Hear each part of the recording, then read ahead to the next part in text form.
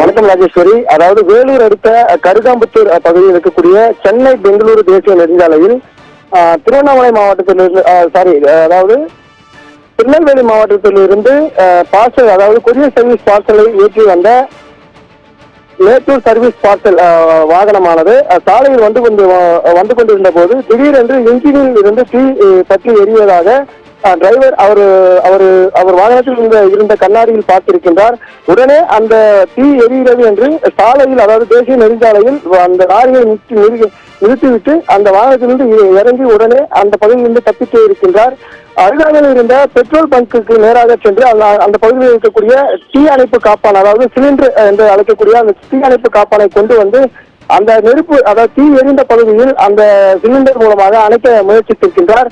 ஆனால் தீ அணையாமல் மலமள வந்து பற்றி எரிய தொடங்கி இருக்கின்றன. உடனே அந்த ஓட்டுநர் செய்வது அறியாமல் உடனே வேலூர் தீயணைப்புத் துறையினருக்கு தகவல் தெரிவிக்கப்பட்டிருக்கின்றன.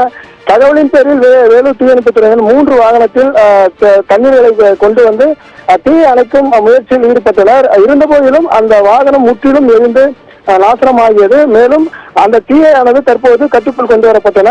இது ஏற்கனவே தெரிவித்தது போல சென்னை பெங்களூரு தேசிய நெடுஞ்சாலை என்பதால் அதிக வாகனங்கள் அதிக வேகமாக செல்லக்கூடிய ஒரு முக்கிய ஒரு சாலை.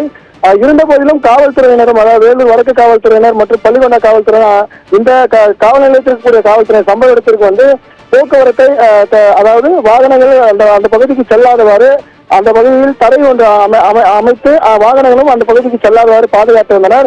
இதனால் தேசிய நெடுஞ்சாலையில் சுமார் 2 கிலோமீட்டர் தொலைவிற்கு போக்குவரத்து நெரிசலானது காணப்பட்டன. தற்போது வேலூர் போக்குவரத்து காவல்துறையினர் மற்றும் வேலூர் காவல்துறையினர் தற்போது அந்த போக்குவரத்தை சீர் செய்யும் பணியில் தற்போது ஈடுபட்டு வருகின்றனர். திடீரென்று இந்த வாகனத்தில் தீ பற்றியது எப்படி, இது எவ்வாறு ஏற்பட்டது என வேலூர் காவல்துறையினர் அந்த வாகனத்தை இயக்கி வந்த ராமகிருஷ்ணன் என்ற ஓட்டுநரிடம் தொடர்ந்து விசாரணை மேற்கொண்டு வருகின்றனர். ராமகிருஷ்ணன் இது குறித்து தெரிவித்தது என்னவென்றால், நான் சாலையில் வாகனத்தை இயக்கி வரும்போது திடீரென்று இன்ஜின் கீழாக நெருப்பு வருவதை கண்டேன். ஆக நெருப்பு வந்ததை கண்டவுடன் கீழே இறங்கிவிட்டேன்.